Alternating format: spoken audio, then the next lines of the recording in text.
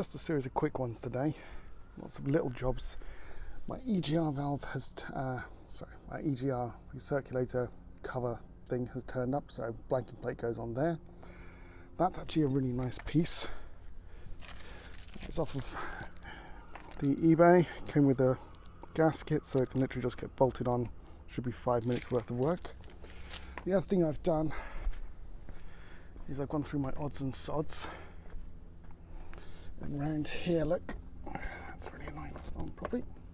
But round here, you'll see there is no fuel filter in line. So I've got a fuel filter, just pop that in line.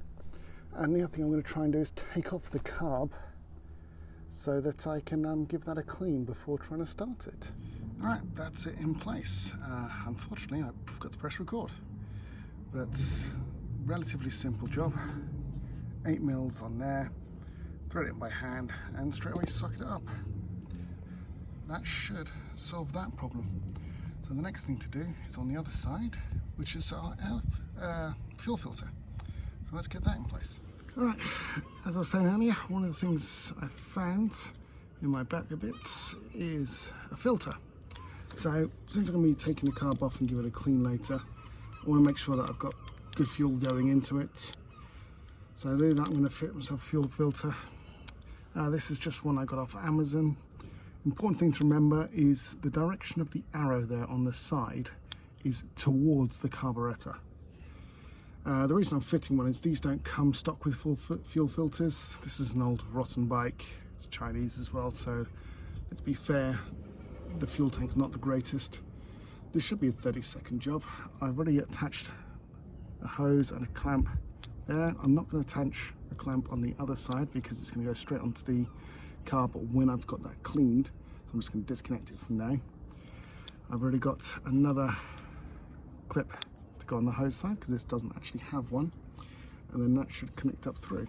So first thing to make sure is you've got your fuel tank off. When you disconnect it, there may be some fuel, but because I've had this dry for a little while, there won't be, which is really convenient. So on goes my clip. That then goes on top and through to my filter here. So we get that plugged in. Now, if I wanted to, I could shorten the fuel line to make this really nice and short. However, I'm not overly fussed about the length of it.